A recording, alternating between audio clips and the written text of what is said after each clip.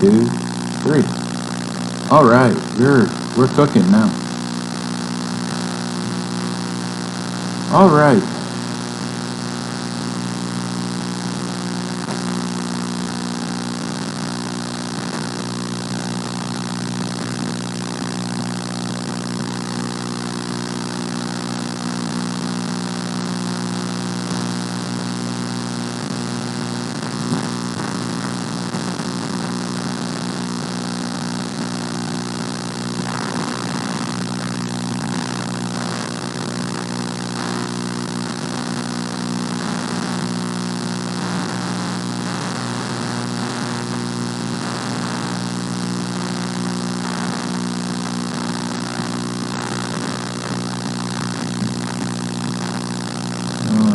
So,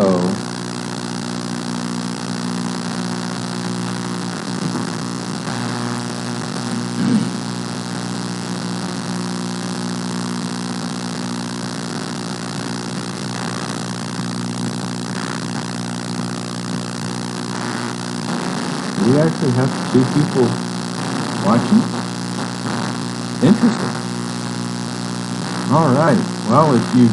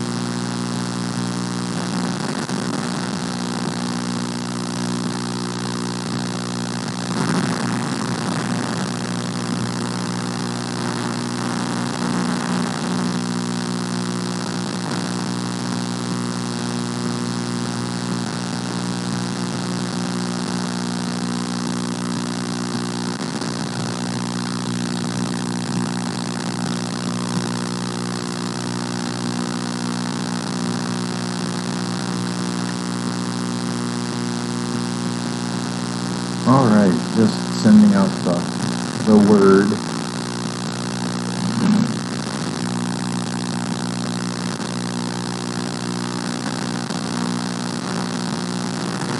On Facebook. All right, maybe we'll get a few people watching. Now, I noticed that not many people know what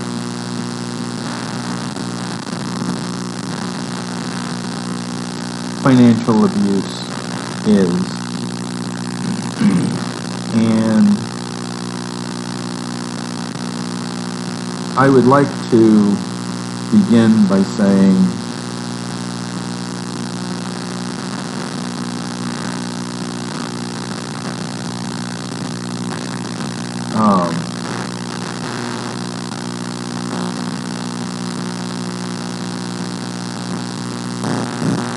it is devastating if you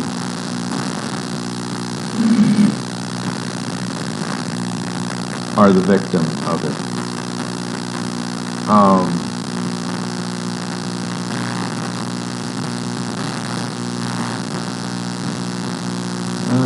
Let's see. Videos.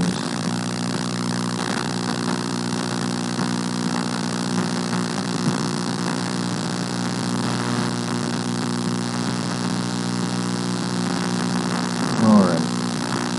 So I probably wasn't broadcasting with my voice the last time, and I apologize. So anyone that was watching it and was just watching my lips move,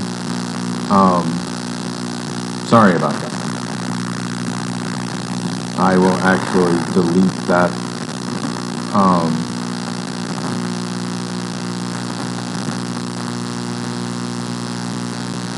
Okay, so delete forever.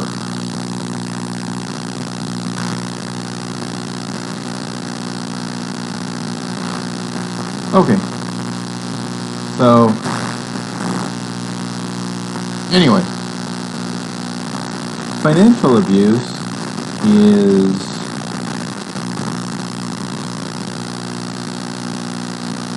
where somebody either spends money that you're entitled to, steals money, or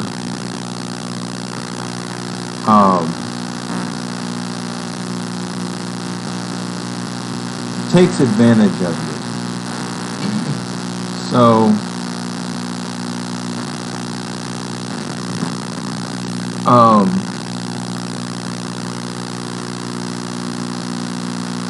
for example, a person who is in a relationship, okay,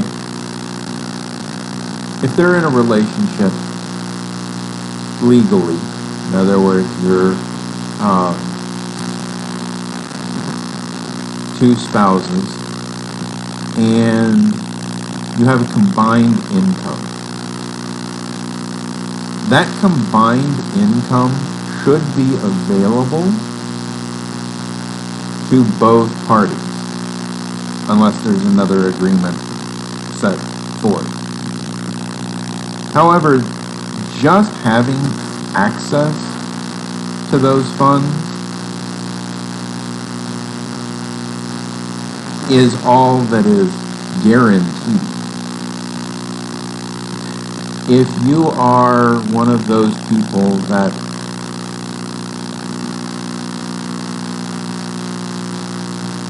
the other person spends all of the money, regardless of whether or not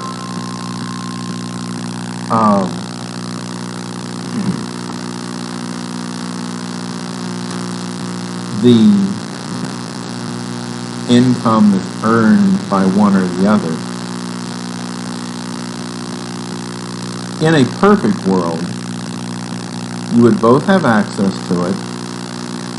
You would both be able to pay the bills that arise, that are shared.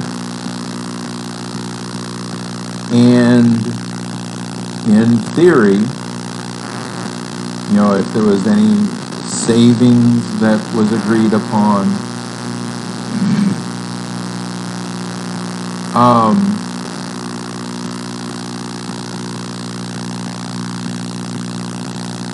it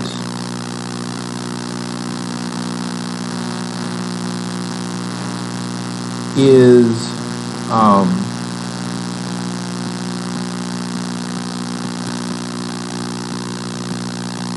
customary to split it 50-50. However, if you have an agreement, of course, that's between the two of you. But what I am going to be discussing is financial abuse, where, let's say, one person spends all of the available resources, up to and including the maximum amount earned. No matter how much spouse one saves, spouse two uses it all. That is a form of abuse. Basically, the control of those funds are being dictated by one person. And it goes further than that. The person one will say in their defense, well, you weren't using it.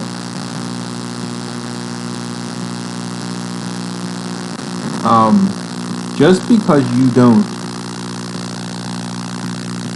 spend it doesn't mean you're not using it.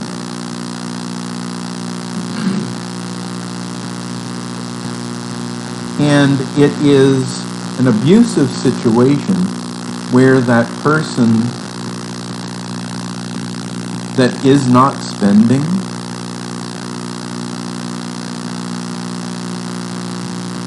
does not have a say in what happens to the funds that they should be able to control. So let's say you're trying to save up for the latest gaming machine. It's $1,000. Okay, let's be realistic. $500. Even $500 is pretty darned expensive. If you can save $200 a month, let's say there's $400 a month that's being saved every month, or has the potential. Spouse number one can spend $200 on anything they want. The spouse number two should be able to save $200 towards the device they want to purchase. Well, if spouse number one spends $400, spouse number two can never save the $500 they want or they need for that purchase. So what would normally take 2.5 months of saving turns into infinity. We're going to go on forever and never own it. Why? Because of the greed from the abuser that was spending the money every month. That is a form of abuse. Another form of abuse is being given an allowance. And I'm not talking about, okay, you've created a budget and you figured out what your disposable income is and you split it evenly. And you're giving them a certain amount of that. But they don't have to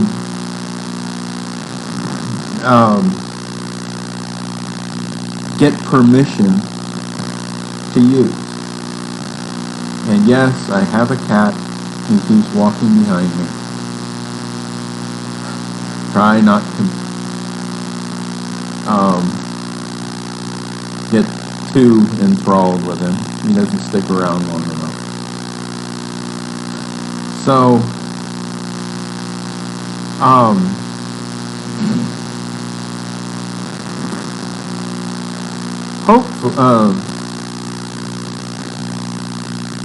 if you are being given, let's say, $100 a month, but there's $1,000 left over. That, and you were made to buy your own gas, buy your own haircuts, buy your own sodas from the convenience store, buy your own gas, buy your own lunches. If you are unreasonably being limited, that's financial abuse. If you aren't allowed to spend money, that is financial abuse. Now, some people need to be limited, and I am talking about full-grown, competent adults. If someone has a psychological condition where they are unaware of their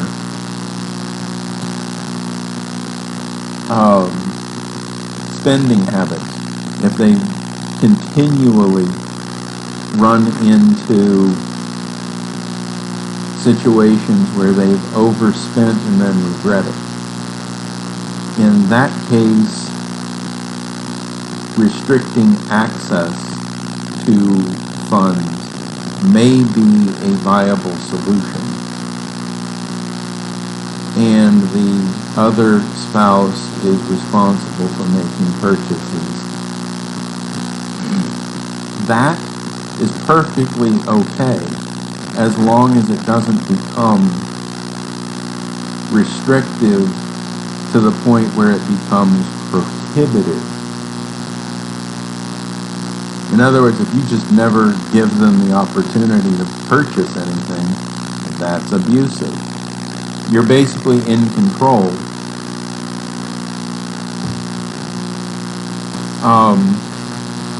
Let me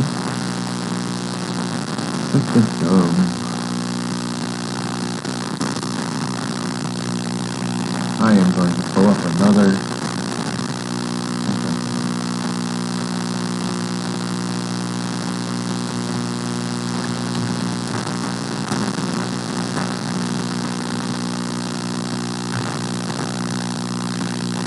Okay. So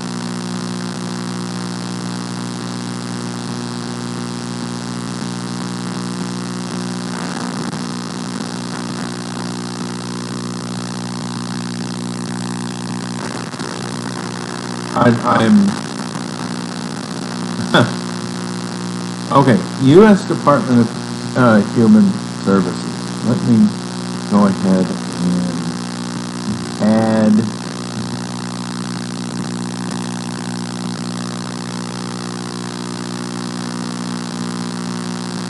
the source.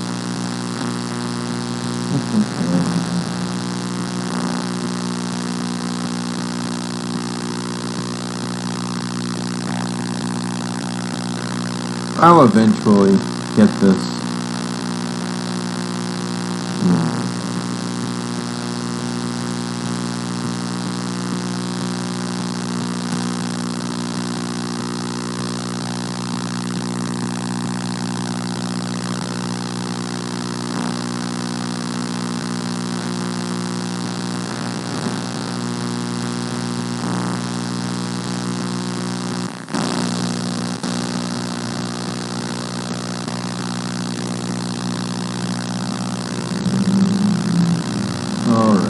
So,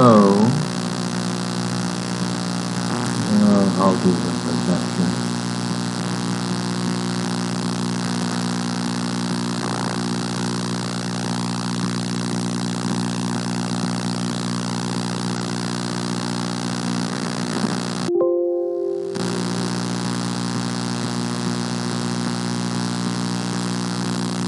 All right.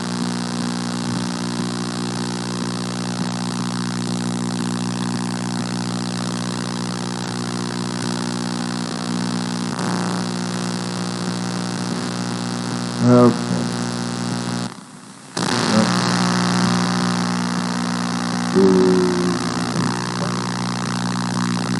Okay. So I am going to put myself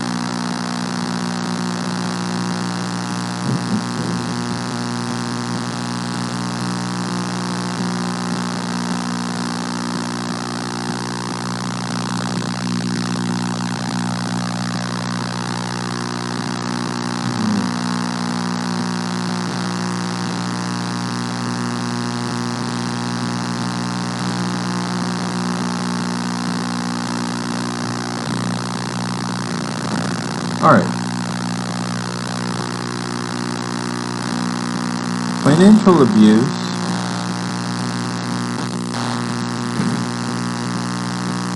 Okay, so financial abuse happens when an abuser has control over finances in a relationship and withholds money from the victim. Often, okay, now here is where they unfortunately are biased. Often a woman does not leave an abusive relationship because she fears she will not be able to provide for herself or her children.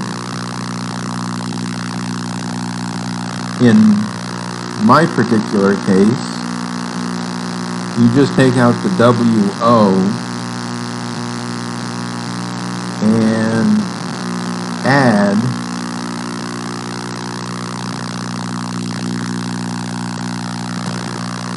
will not be able to see his children. Financial abuse can make the victim feel as if he or she can't leave. This fear is often the main reason they don't leave an abusive relationship. Okay, I agree as long as it's gender neutral.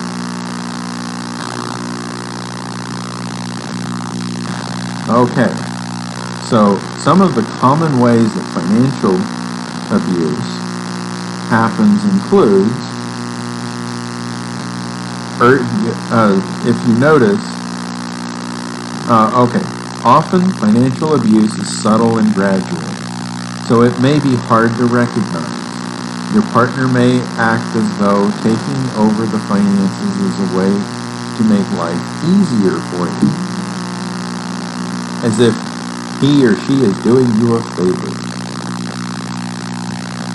Your partner might give a set amount of money, and then slowly the allowance becomes smaller and smaller, and before you know it, you're asking for money and being refused. Remember what I was saying? Okay, so we're going to urging you or demanding that you quit your job or preventing you from working, stalking or harassing you at work, refusing to give you access to bank accounts, or hiding or keeping assets from you, giving you a set amount of money to spend and no more. Now remember, some of the common ways. Of course, giving you a set amount of money, well, if you run out of money, you just don't have any money to spend, that's subjective. In other words, if you run out, you run out. Constantly questioning purchases you make and demanding to see receipts. Okay, well, an abuser will also make the abused feel as though they have to question purchases and demand to see receipts. Let's say somebody is buying a hotel room every other weekend and the spouse doesn't know where this hotel is. So again, that one is subjective and should be taken in context. Making financial decisions without consulting you. That is a big one. Stealing your identity or filing fraudulent tax returns with your name attached to them. Selling property that was yours. Filing false insurance claims with your name on them. Not paying child support so you can't afford rent, food or other needed items, forcing you to open lines of credit.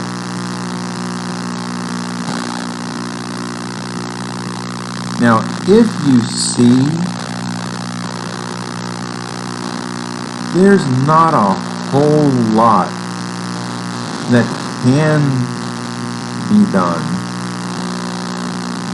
except you can protect yourself. There's no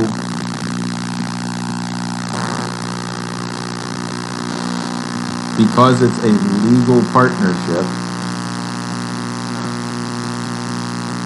because they have access to it, the police will say there's nothing I can do. So you just have to nip it in the bud and walk away.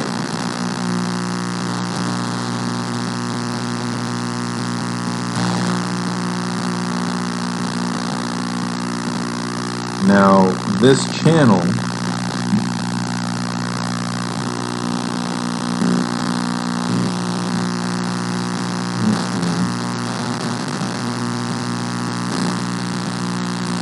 move this over.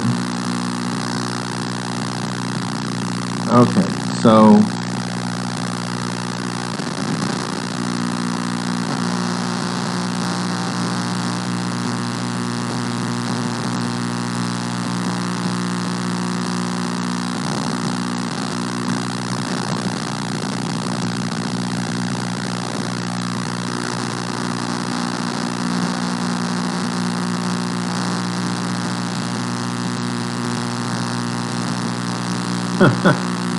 oh, this emotional abuse and verbal abuse can coincide with financial abuse. However,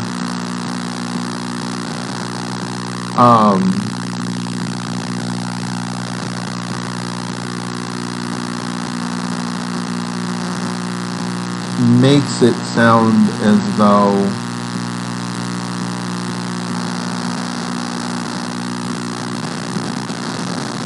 okay, so anyway, we will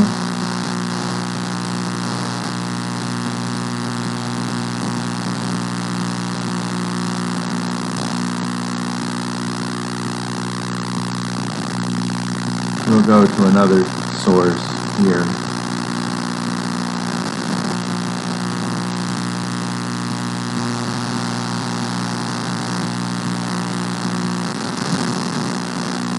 Forbidding them to work, sabotaging work opportunities, forbidding the victim from attending job training, controlling of how all of the money is spent, not including the victim in investment or banking decisions, not allowing the victim to access to bank accounts, withholding money or giving an allowance, forcing a victim to write bad checks or file fraudulent tax returns, running up large amounts of debt on joint accounts. That's a big one.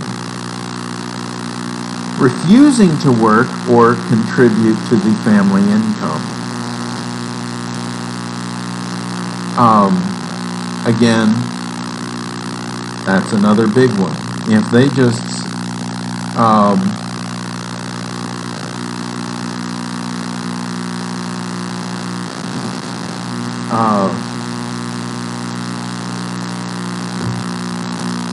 let's see, hiding assets,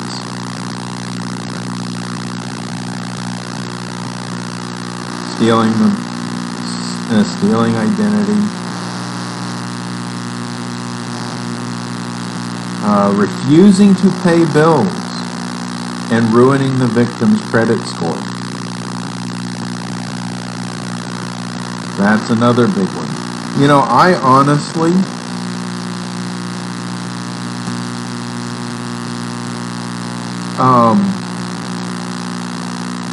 am a victim myself. Many of these hit home.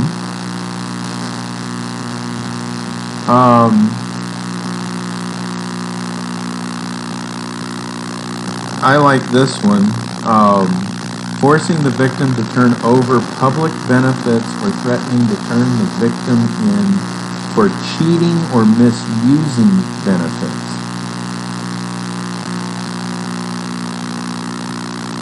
Okay.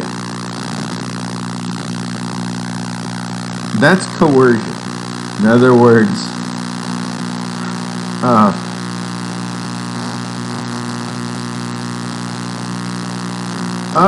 refusing to pay or evading child support or manipulating the divorce process by drawing it out by hiding or not disclosing assets.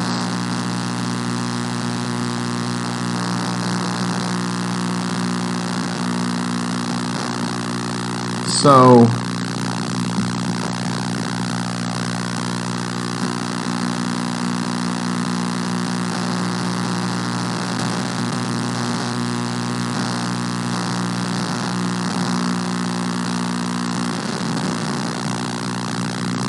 they have a worksheet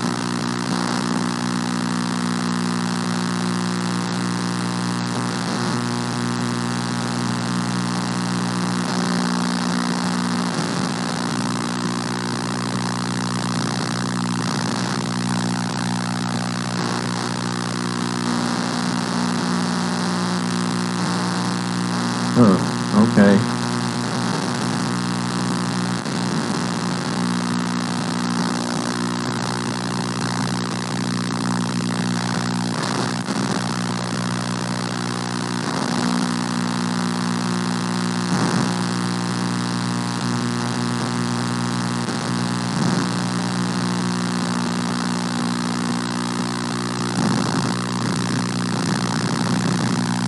So here's another good statistic, and I'd like to see them. Let's see, did they actually? Adams, Adrienne. So in 2011, so they do have a source. Though financial abuse occurs in 99% of domestic violence cases, a 2014 study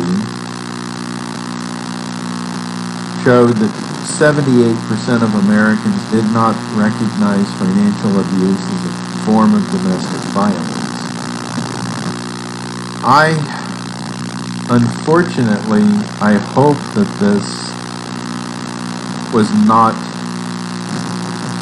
published in 2011 and this is just a typo, because that's a 2011 marker or indicator on what's indicated up here is a 2014 study.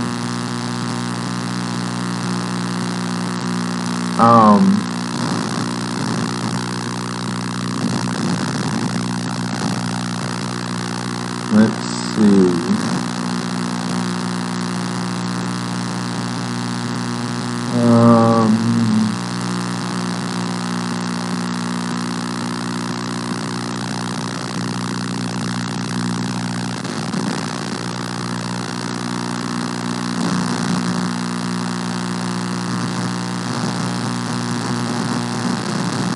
I do want to announce that I will be speaking with a representative from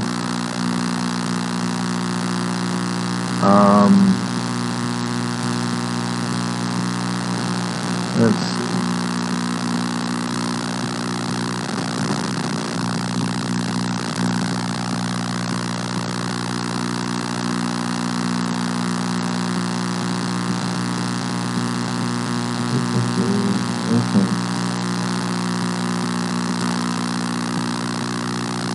I will be speaking with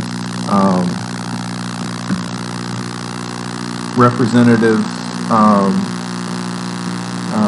Kelly Chambers regarding child support. and this is in direct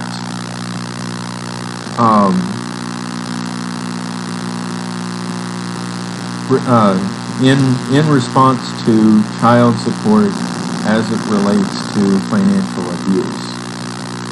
So I will keep everyone apprised of when that meeting will take place and what might come from it. My goal is to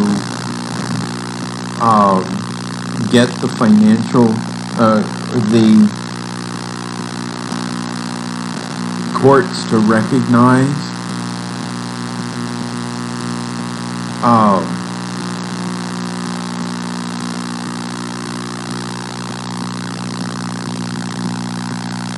when they do the calculation of the worksheet here in Washington, they take in all of the information to find out the percentage of each party, which is fine, although it has to be honest. It is fine. However, the court, in its lazy implementation of the worksheet, and what I am requesting is that the worksheet be amended so that there is a third step that says once a calculation is made and there is a transfer payment of the child support, then another step is made so that the recipient gets that listed as income and the payer gets it listed as an expense. So in other words, if let's for simplicity, the rates say that, okay, spouse A has $500, the other has $1,500. Okay, so the calculation would be 2/3 versus 1/3, or actually it would be 3/4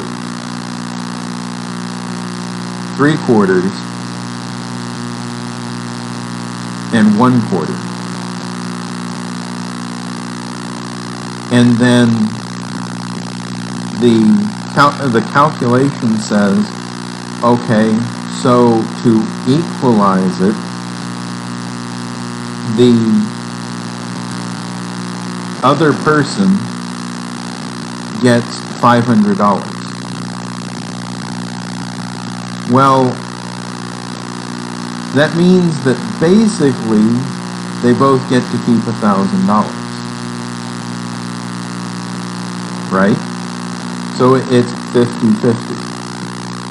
Now, I mean, I'm doing this for simplicity.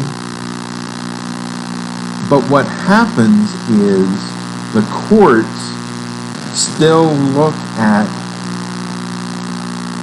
the percentage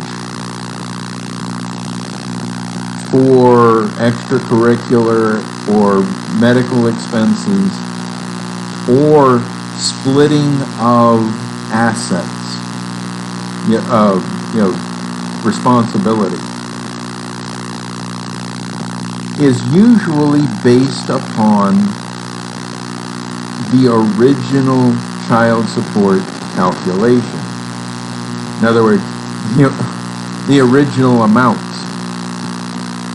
Now, that can actually leave a lasting, when someone is paying that and they're not getting credit for paying it, that person who is paying, in the eyes of the court, is still responsible for 3/4 of all of the extra expenses, even though they now both make the same amount of money. That's putting an undue hardship on the payer. But because they don't calculate that in, that can put the payer at a significant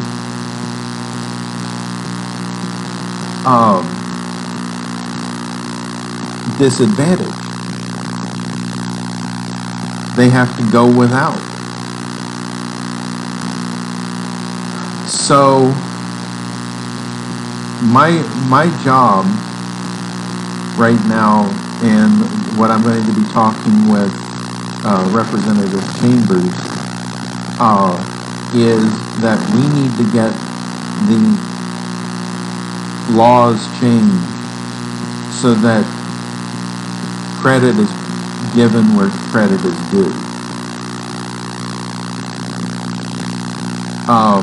And courts should not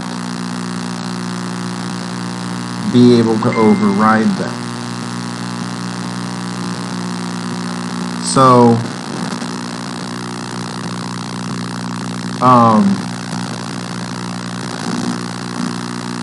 anyway, I know that not many people have watched so far, but I want to keep the lines open, and we will make this a regular occurrence starting at 6 o'clock each evening, and maybe we can get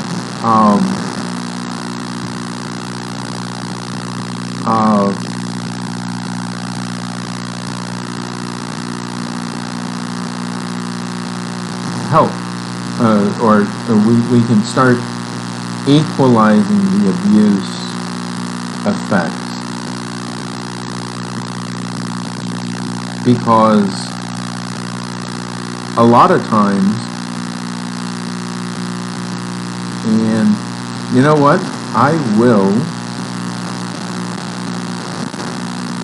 do this.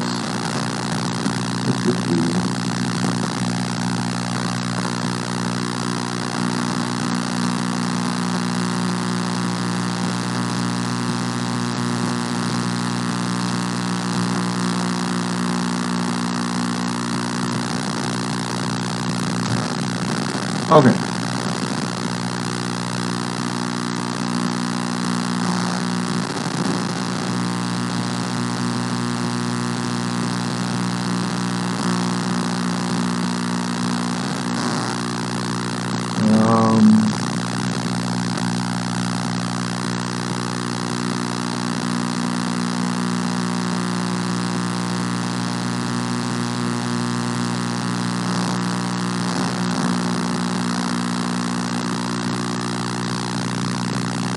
All right,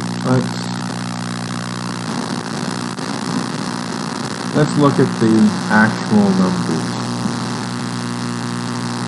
I don't want to mislead anyone.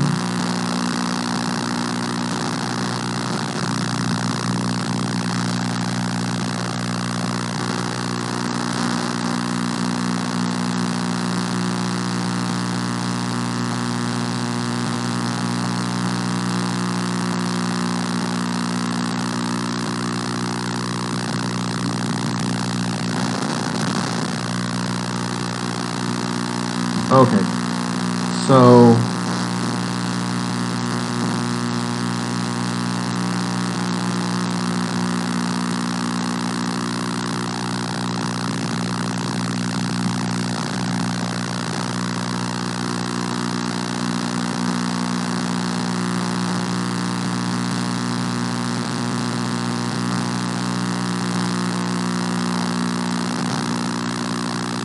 This is a crock of bull. Cost of a divorce, if you go to trial, it can cost you twice as much as this, or even 4 or 5 times.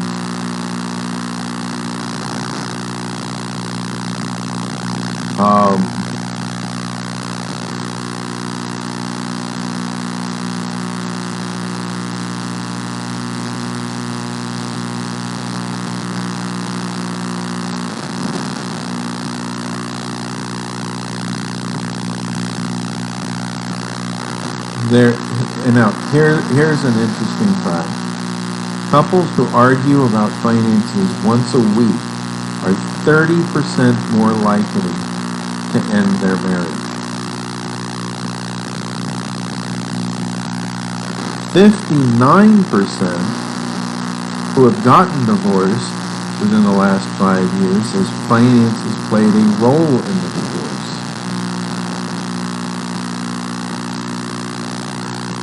Now,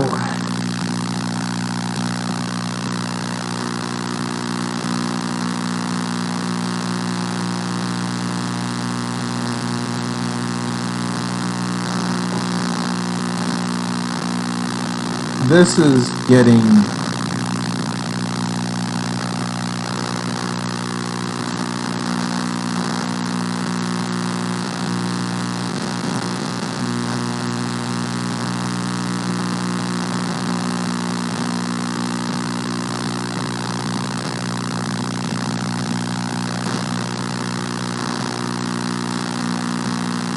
an interesting phenomenon is that more women are filing for divorce than men, even though they have the higher potential of financially losing out at the end of the process, which is bull crap.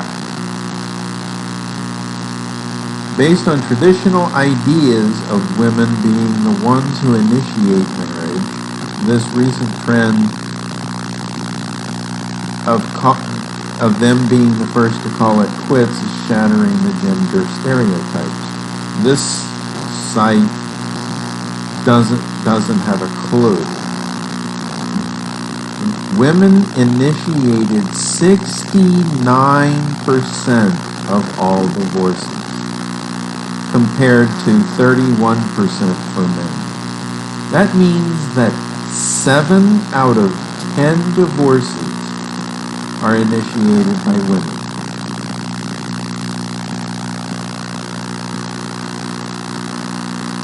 The study from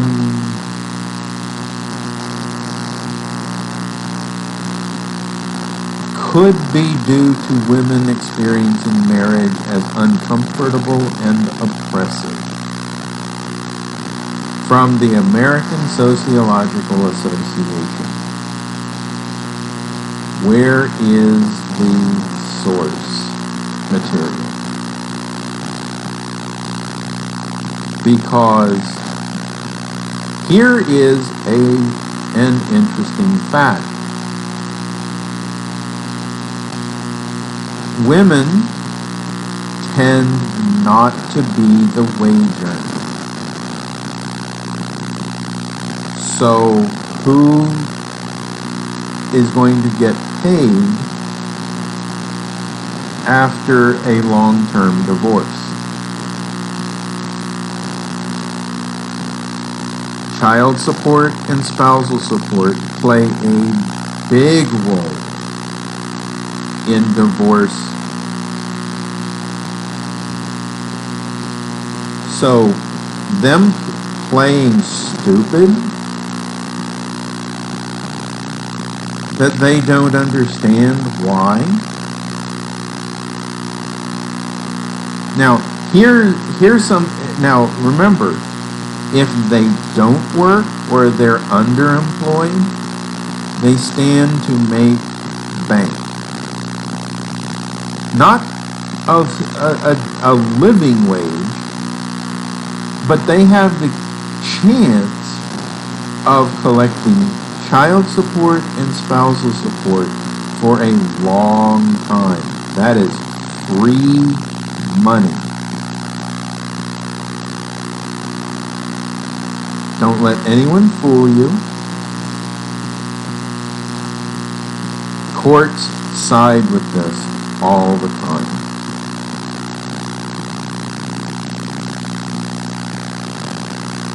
So this site is leaning towards gender bias. Now, black women between the ages of 50 and 59 are most likely to get divorced. Why? Well, my theory is attitude.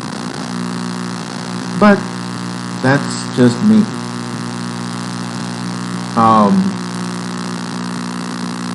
Attitudes across, you go through the news and you see this push towards equality where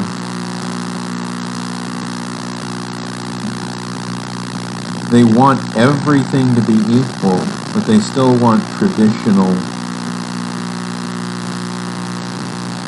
outcomes.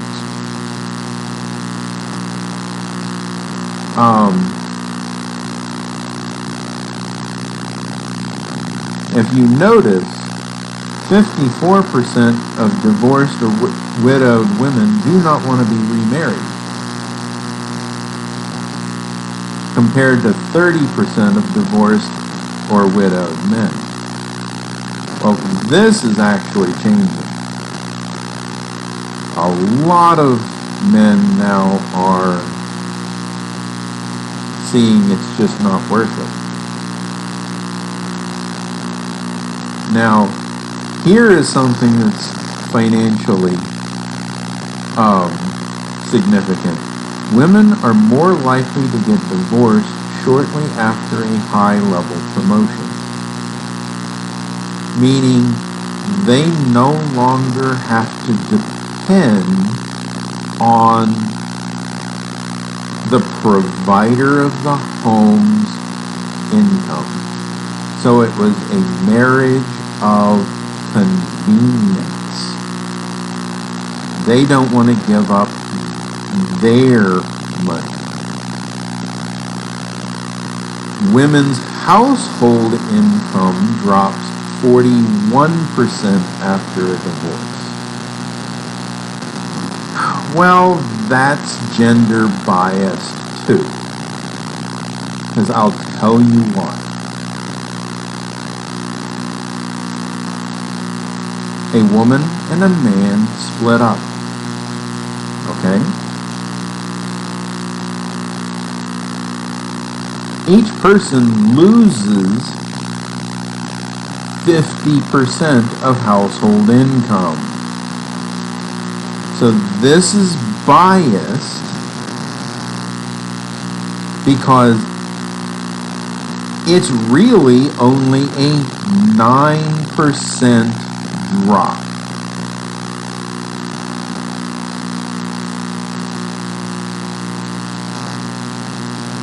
Living on one income was the biggest financial fear of women going through a divorce.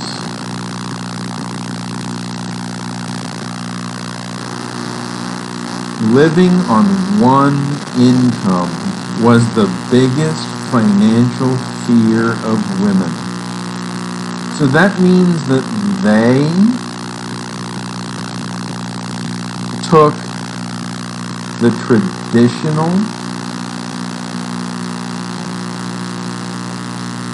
where they made someone else work for the income that they enjoyed.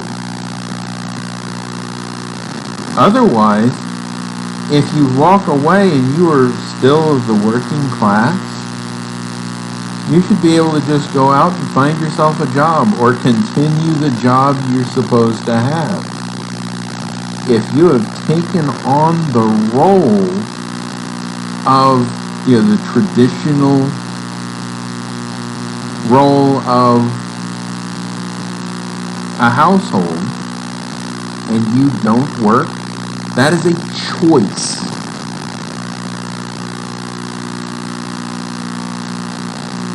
You choose to split up.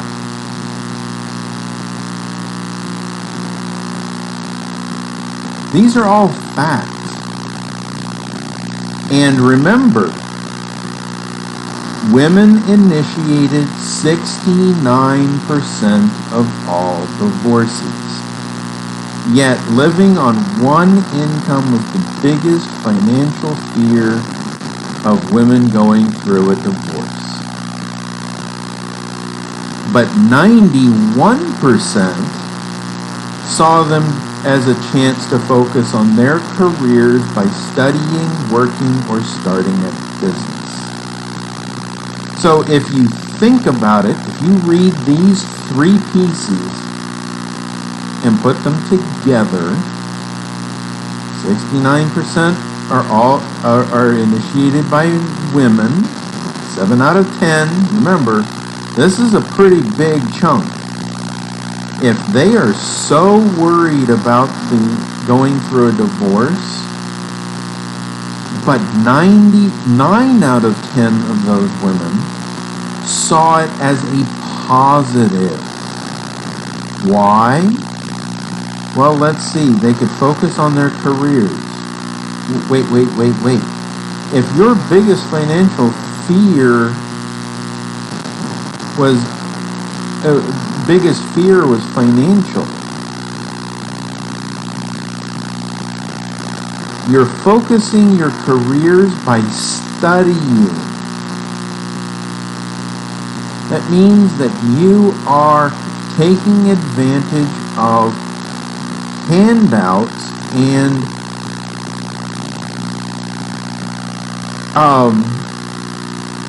entitlements on someone else's dime.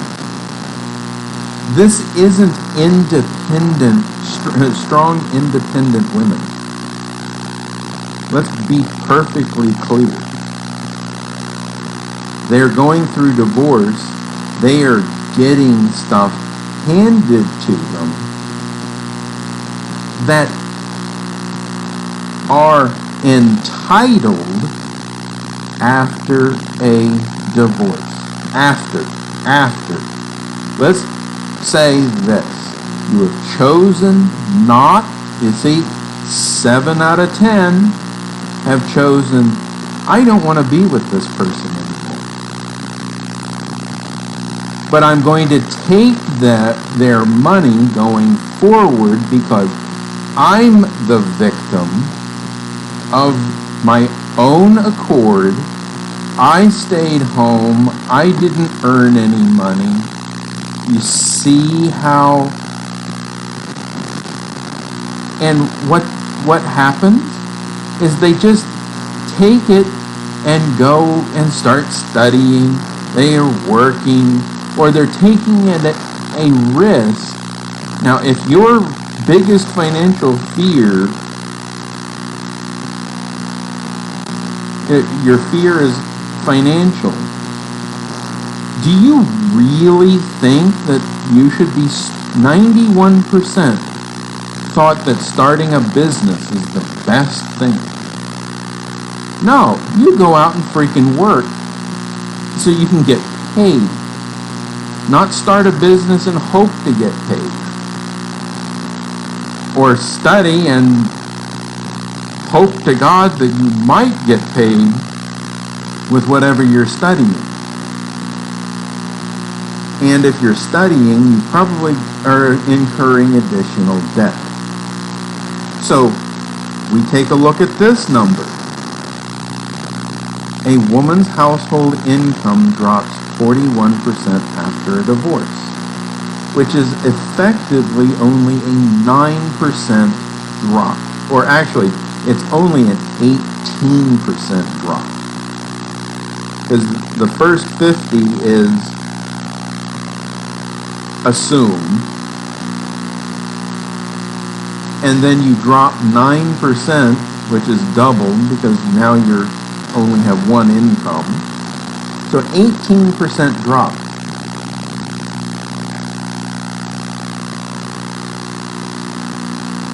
And they think that you should be studying, working, or starting a business after divorce.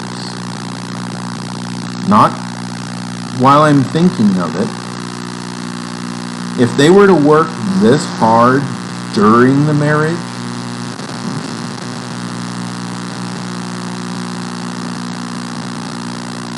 think about it. There probably wouldn't be so many breakups. My theory is this is what's called monkey branching.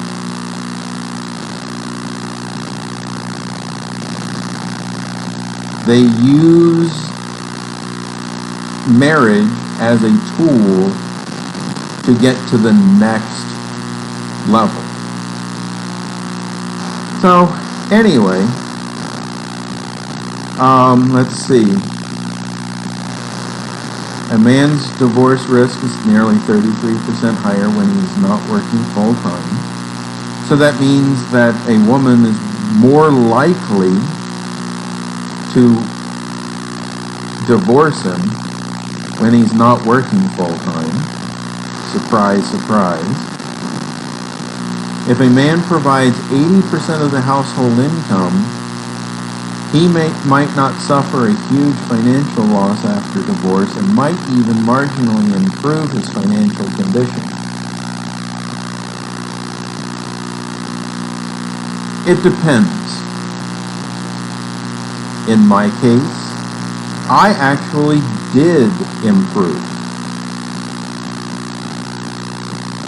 However, it was because I lost the complete draining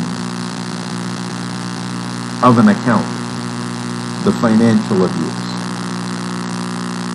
Divorced men have higher rates of mortality, substance abuse, depression, and lack of social support. Now, I have noticed that the Facebook group that is partnered with this has basically a 20-to-1 ratio on women to men. I don't know if that's because the men don't seek out social support, or they don't come into these groups because of the overwhelming gender bias that ends up being in these groups. I am trying to run a very neutral.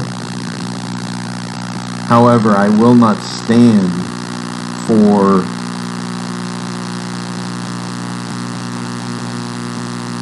a man to be beat up by 20 other women. I won't stand for it.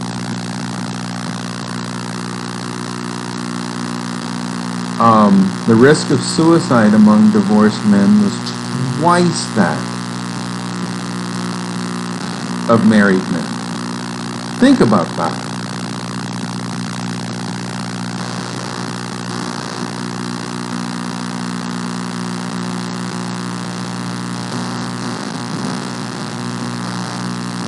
The first year or two is the toughest for kids.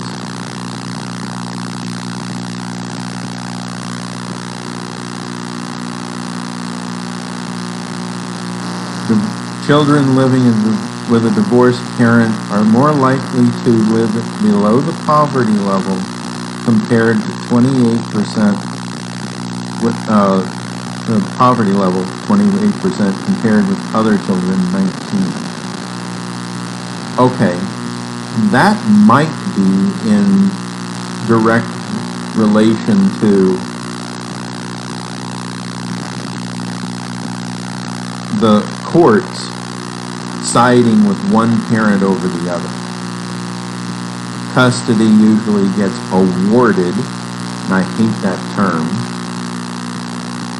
to one party. And then they throw money over from the breadwinner to the other parent. The one who has the money, has the financial acumen, and it's usually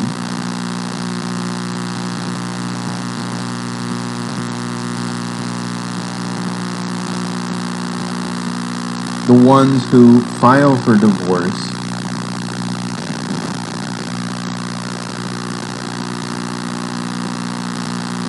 to try to get as much money as possible.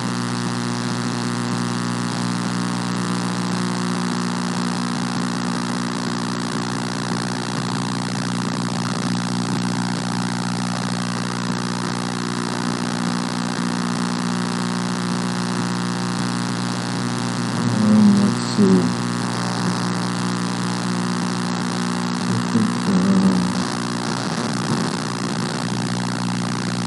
Okay, so here's no-fault divorce working in direct opposition to what it's intended.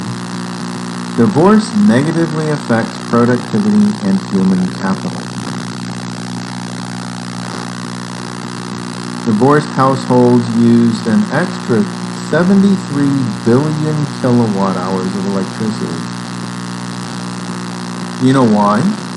Because the same number of people, let's say 4 people in a household, you split it up, and now all those same devices, same usage in 2 different households is going to increase the amount.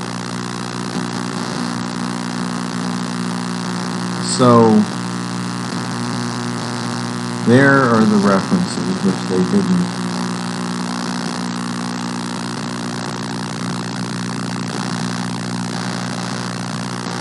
Let's see. Let's go up.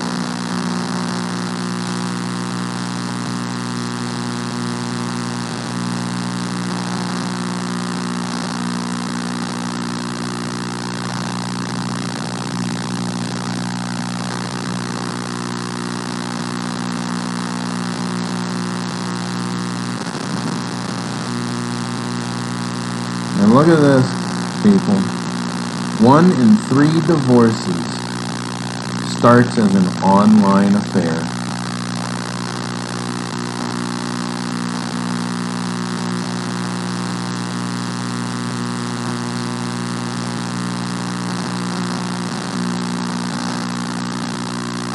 I love how they don't list spending as an addiction.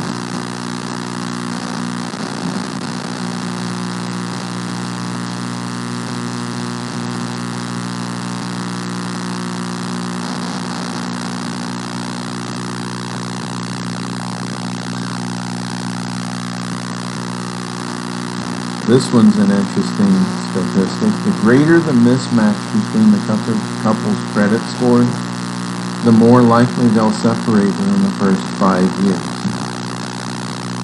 That goes along with financial abuse. If one person is spending all of the money and controlling it and opening up new bank accounts, credit lines, all of that, the one who ruins their credit is what is literally going to be the one that tears the marriage apart.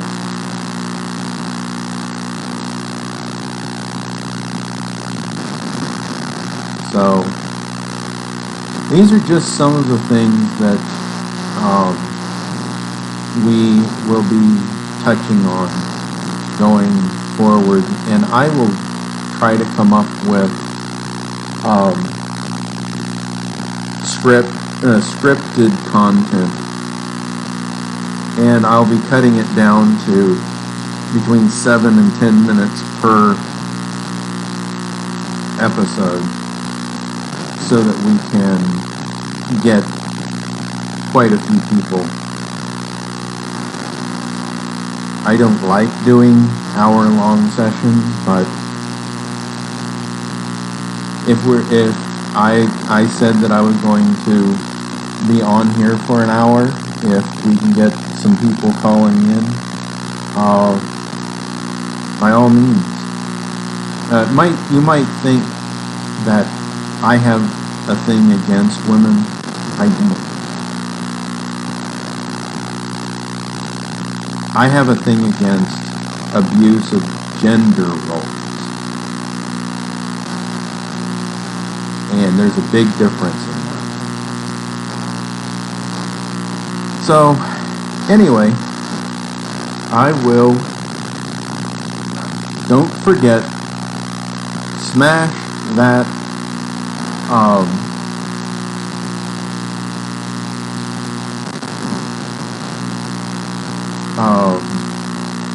like button, subscribe, and hit the notification bell. I just confirmed that the notification came out when I went online. It was a few minutes late, so what I am going to do is I am going to set these up with a 15-minute lead-in so that everyone can get the notifications and get in as soon as possible. If you like this content, please like this video, share it with people. If we can get people talking about these topics, we can make a difference. And to be honest, there's going to be a lot of flack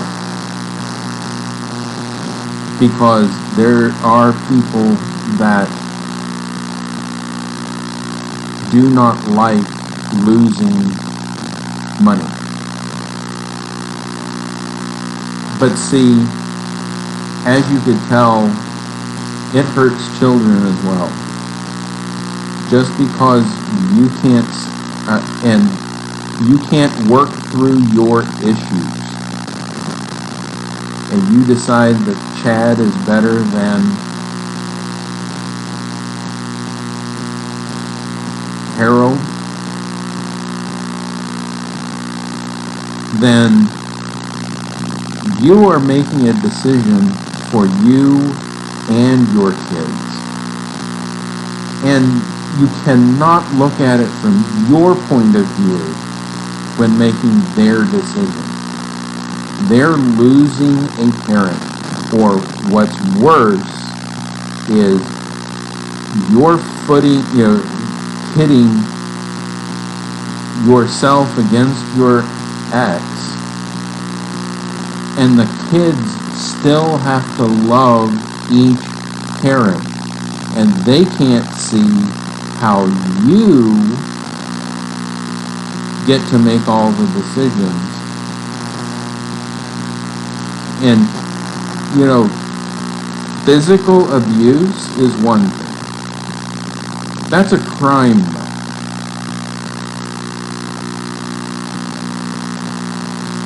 Nobody should live through that and have to keep going. But see, that's where the criminal courts come into play. Divorce court is not that way.